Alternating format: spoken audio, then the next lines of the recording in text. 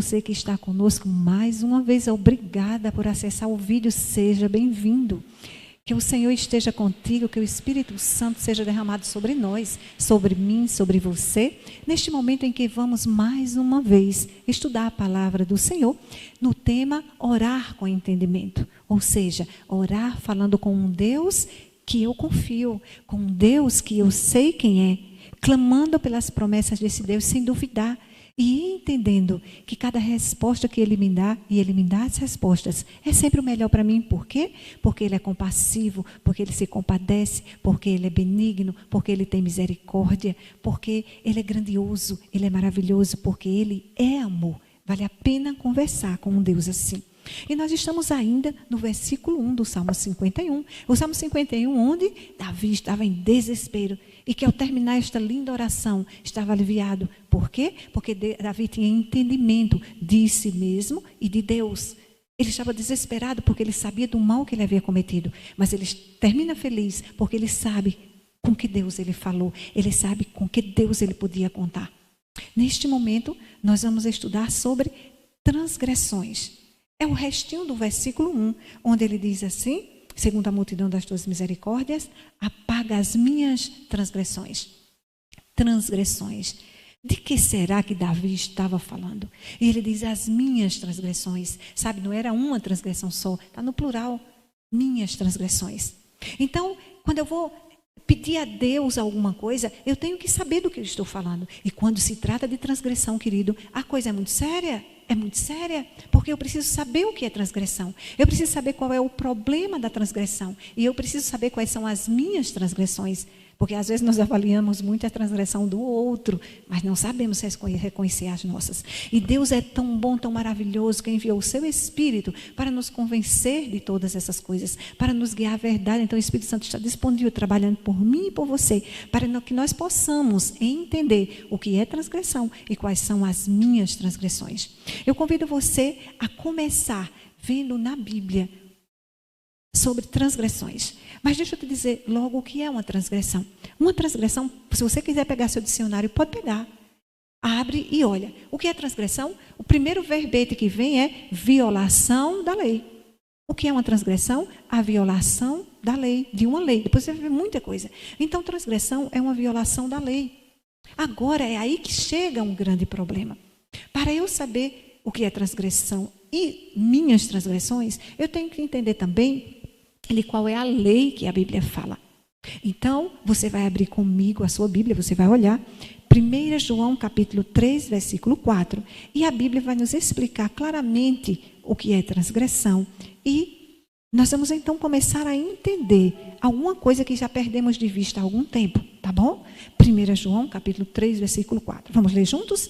A Bíblia diz assim: todo aquele que pratica o pecado também transgride a lei, porque o pecado é a transgressão da lei.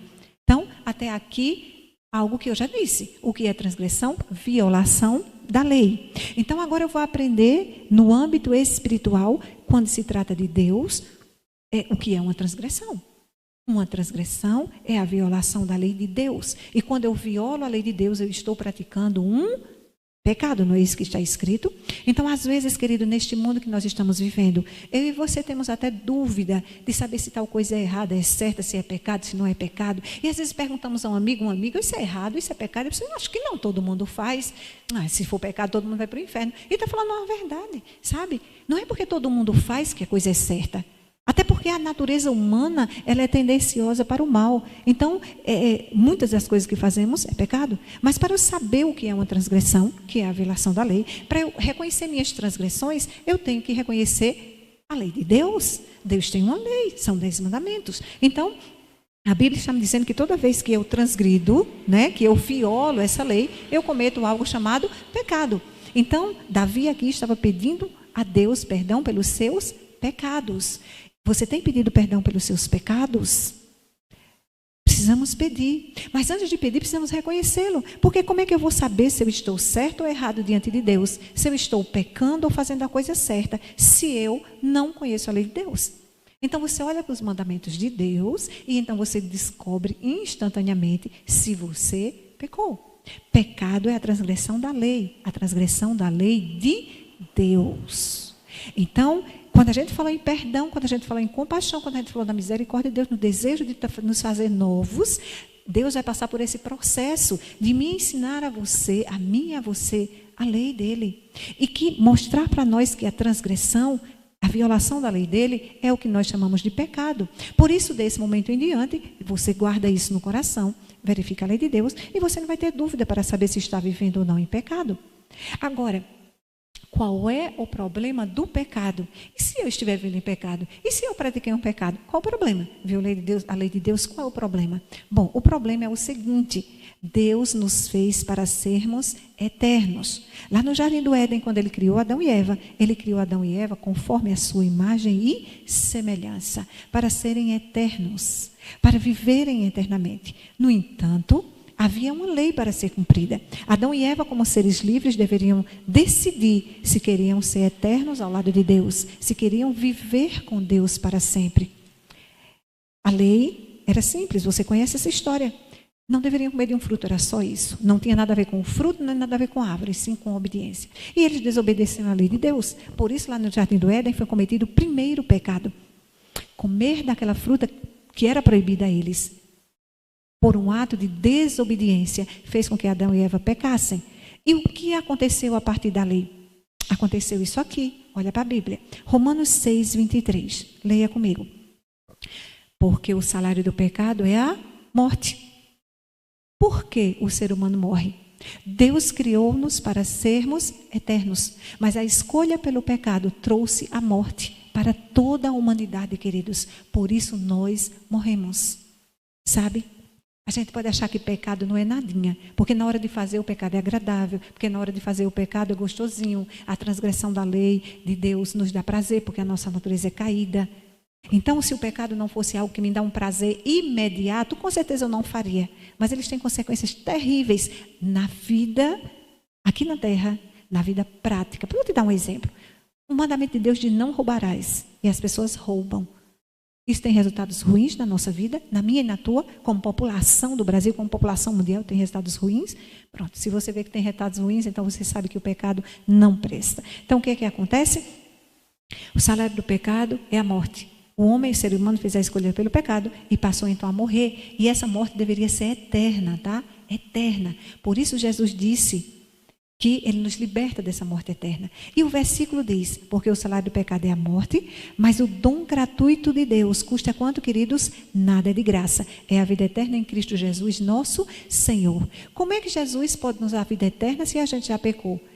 É simples. Quando ele se fez homem, se humilhou e se esvaziou, ele viveu aqui na terra uma vida humana e viveu 33 anos sem cometer nenhum pecado. A Bíblia diz que ele nunca pecou. E por isso mesmo, quando ele morreu na cruz do Calvário, entenda, quando ele morreu na cruz do Calvário sem ter nenhum pecado, ele estava pagando o meu salário, ele estava pagando o seu salário. Sabe, queridos, pecado tem um salário que é a morte e morte eterna.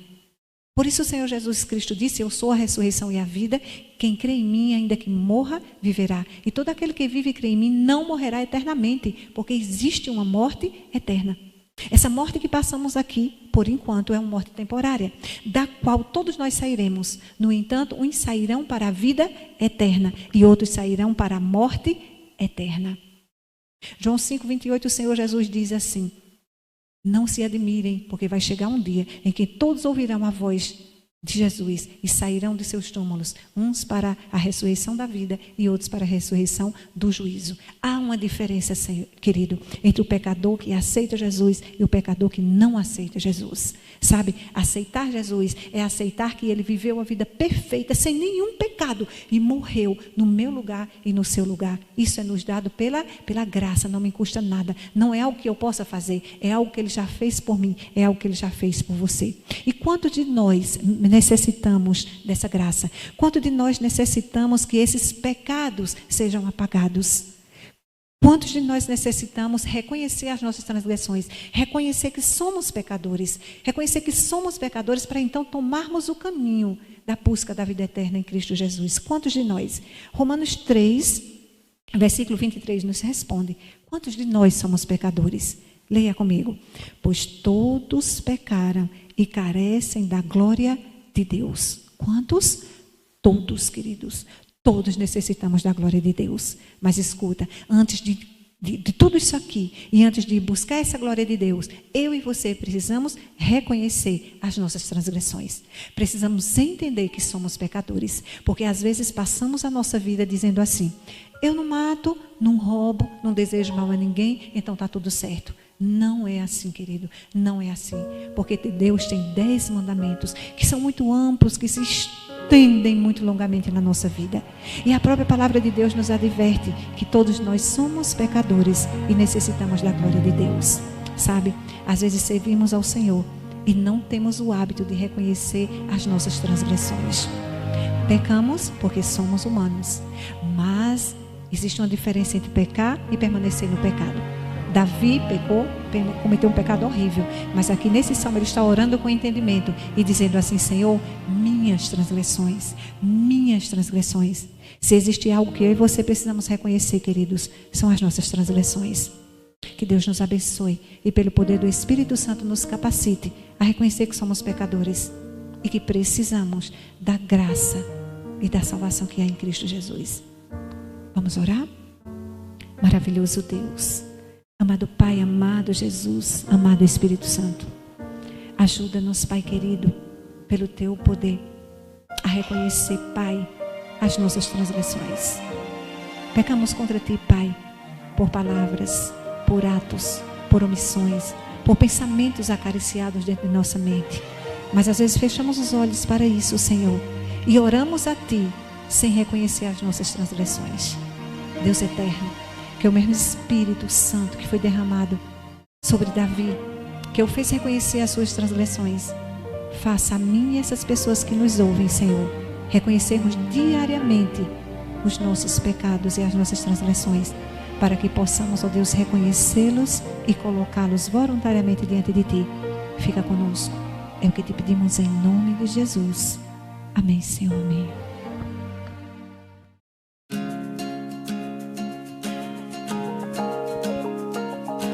Tem compaixão de mim, eu reconheço a transgressão. Livra-me do mal, livra-me de mim. Fiz o que é mal aos teus olhos, sei que em pecado eu nasci. Mas hoje venho a Ti, Senhor, ouve o meu clamor.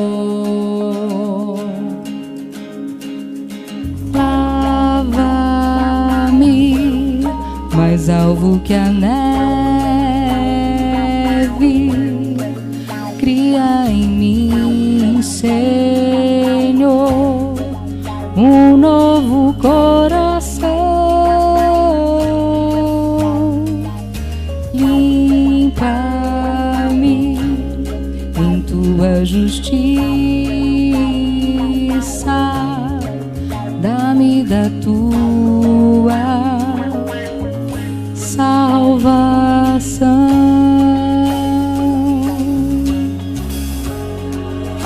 Faz-me ouvir Tua voz, quero seguir-Te onde for, sem olhar para trás,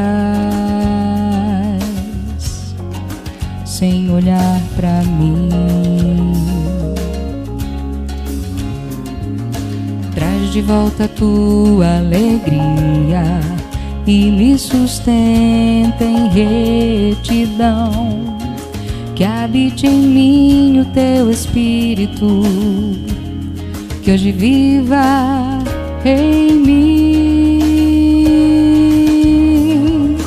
Lava-me,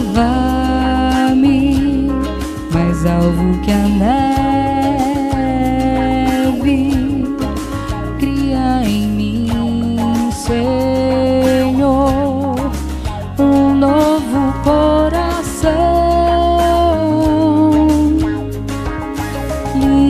Limpa-me em Tua justiça, dá-me da Tua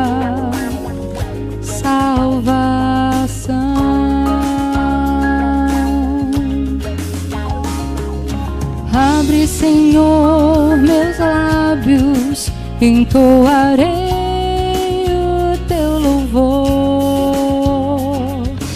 Cantarei da tua justiça, tu és fiel, tu és fiel. Leva-me mais alvo que a neve, cria em mim, Senhor, um novo coração. Limpa-me em tua justiça, dá-me da tua salvação, dá-me da tua